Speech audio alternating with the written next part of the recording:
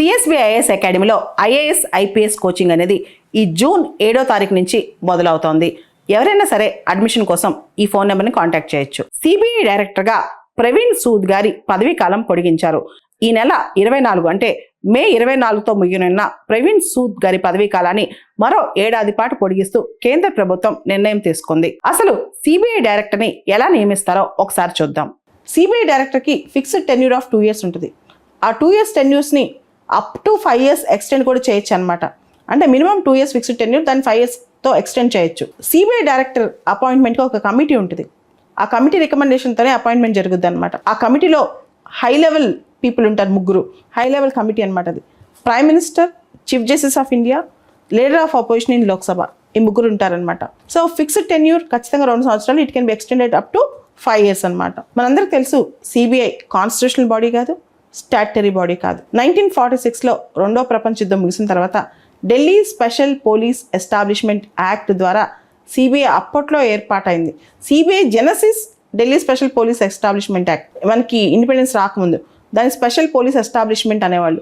1963లో present form of CBI, అంటే ఇప్పుడు మనం ఏ విధమైతే సిబిఐ కరెంట్ ఫార్మాట్లో ఉందో అది ఏప్రిల్ 1963 నుంచి ఫంక్షన్లో ఉందన్నమాట. జనరల్గా డీజీపీ ర్యాంక్ ఉన్న ఆఫీసర్ని సిబిఐ డైరెక్టర్గా అపాయింట్ చేస్తారు. సిబిఐ ఆర్టీఐ కిందకి రాదు. ఆర్టీఐ ఎగ్జామ్షన్ సిబిఐ అంటే సిబిఐకి సంబంధించిన ఎటువంటి ఫైల్స్ ఇవన్నీ కూడా మనం ఆర్టీఐలో అడగటానికి లేదనమాట. సో సిబిఐ అనేది అడ్మినిస్ట్రేటివ్ కంట్రోల్ మాత్రం డిఓపిటి మినిస్ట్రీ, కానీ సిబిఐ ఇండిపెండెంట్ ఫంక్షనింగ్ అని చెప్పొచ్చు. సిబిఐ భారతదేశంలోనే ఒక ప్రముఖ ఇన్వెస్టిగేషన్ ఏజెన్సీ అని చెప్పొచ్చు. ఇంటర్పోల్కి కూడా మనది సిబిఐ నోడల్ ఏజెన్సీగా పనిచేస్తుంది అనమాట. CBI wide range of cases చూస్తాయి. బేసికల్గా కరప్షన్ రిలేటెడ్ కేసెస్, తర్వాత ఎకనమిక్ అఫెన్సెస్, మేజర్ ఫ్రాడ్స్, తర్వాత పెద్ద పెద్ద క్రిమినల్ కేసెస్, ఇవన్నీ కూడా చేస్తుంది అనమాట. సో సిబిఐ ఇంటర్పోల్కి కూడా నోడల్ ఏజెన్సీగా పనిచేస్తూ ఉంటుంది. మనకు తెలుసు ఇంటర్నేషనల్ పోలీస్ కూడా సిబిఐ నోడల్ ఏజెన్సీగా పనిచేస్తుంది అనమాట. తర్వాత సిబిఐ స్టేట్ గవర్నమెంట్ రిఫర్ చేసిన కేసెస్ కూడా సిబిఐ టేకప్ చేస్తాయి. మీరు చూసే ఉంటారు వివేకా మర్డర్ కేసు అని చెప్పి, ఇలాంటివి కూడా స్టేట్ గవర్నమెంట్స్ రిఫర్ చేసిన కేసెస్, కోర్టులు రిఫర్ చేసిన కేసెస్, సెంట్రల్ గవర్నమెంట్ రిఫర్ చేసిన కేసెస్, కొన్ని సిబిఐ సుమోటోగా కూడా కేసు తీసుకోవచ్చు అనమాట. అసలు సిబిఐ యొక్క మోటో ఏంటి అంటే ఇండస్ట్రీ, ఇంపార్షియాలిటీ, ఇంటిగ్రిటీ అని చెప్పొచ్చు.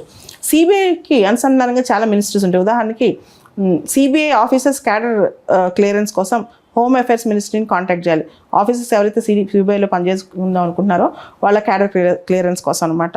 తర్వాత పబ్లిక్ ప్రాసిక్యూటర్స్ సిబిఐ సంబంధించిన వాళ్ళ విషయంలో లా అండ్ జస్టిస్ మినిస్ట్రీ. తర్వాత యాంటీ కరప్షన్ కేసెస్లో సిబిఐకి సివిసికి, అంటే CBI works under the guidance of CVC అనమాట. యాంటీ కరప్షన్ కేసెస్ విషయంలో సెంట్రల్ విజిలెన్స్ కమిషన్. సో సిబిఐని అడ్మినిస్ట్రేటివ్గా కంట్రోల్ చేసేది DOPT ministry. And CBI administrative control మాత్రమే డిఓపిటి మినిస్ట్రీ.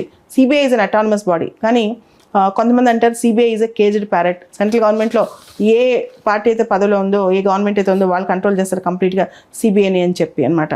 బేసికల్గా CBI prevention of corruption act బేసికల్గా చూస్తే దానికి సంబంధించిన కేసెస్ మాత్రం సిబిసి అనమాట. అండ్ సిబిఐ డైరెక్ట్గా పిఎంఓకి కొన్ని కేసెస్లో రిపోర్ట్స్ కూడా సబ్మిట్ చేస్తూ ఉంటుంది. ఓవరాల్గా సిబిఐ అడ్మినిస్ట్రేటివ్ కంట్రోల్ మాత్రం డిఓపిటి మినిస్ట్రీ. ఫంక్షనల్ అటానమీ సిబిఐకి ఉందన్నమాట. తర్వాత సిబిఐలో రకరకాల డివిజన్స్ ఉన్నాయి. Anti corruption division, economic offences division, administrative division, special crimes division, directorate of prosecution, central forensic science laboratory, policy and international police cooperation division, ఇట్లా రకరకాల divisions సిబిఐకి ఉన్నాయన్నమాట. అయితే సిబిఐ ఏ రాష్ట్రంలో కేసెస్ టేకప్ చేయాలి అంటే ఆ రాష్ట్రం యొక్క కన్సెంట్ అవసరం. తర్వాత సిబిఐకి సంబంధించి మనకి basic question, CBI statutory body కాదు, సిబిఐ కాన్స్టిట్యూషనల్ బాడీ కాదు. సిబిఐ ఆరిజిన్ అనేది మనం Delhi special police establishment act కింద, కానీ ఆ స్పెషల్ పోలీస్ ఎస్టాబ్లిష్మెంట్ అనేది కూడా పూర్తిగా మారిపోయి అది 1963 నుంచి సిబిఐ అయిందనమాట. సో సిబిఐ డైరెక్టర్కి అపాయింట్ చేసే విషయంలో హై ప్రొఫైల్ కమిటీ, 3 సభ్య కమిటీ, 3 సభ్యులు ఉన్న కమిటీ ఉంది కదా, prime minister, CGI and leader of opposition. దీనికి సంబంధించి మనం చూస్తే 2 యాక్ట్లు చూడాలి. మినిమం 2 years టెన్యూర్ అనేది సెంట్రల్ విజిలెన్స్ కమిషన్ యాక్ట్లో ఉందన్నమాట. CBI director minimum 2 years tenure ఉండాలి అని చెప్పేది. తర్వాత రెండో విషయం, లోక్పాల్ లోకాయుక్త యాక్ట్లో ఈ కమిటీకి సంబంధించి సిబిఐ డైరెక్టర్ అపాయింట్మెంట్ కమిటీ గురించి ప్రస్తావన ఉంది. ఓవరాల్గా సిబిఐ డైరెక్టర్ అనేది కేవలం కేంద్ర ప్రభుత్వం చేతిలో మాత్రమే ఉండదు, దానికి ఒక కమిటీ ఉంటుంది. ఆ కమిటీ రికమెండ్ చేస్తేనే అపాయింట్మెంట్ జరుగుతుంది. సిఎస్బిఐఎస్ అకాడమీలో ఐఏఎస్ ఐపీఎస్ కోచింగ్ అనేది ఈ జూన్ 7వ తారీఖు నుంచి మొదలవుతోంది. ఎవరైనా సరే అడ్మిషన్ కోసం ఈ ఫోన్ నెంబర్ని కాంటాక్ట్ చేయొచ్చు.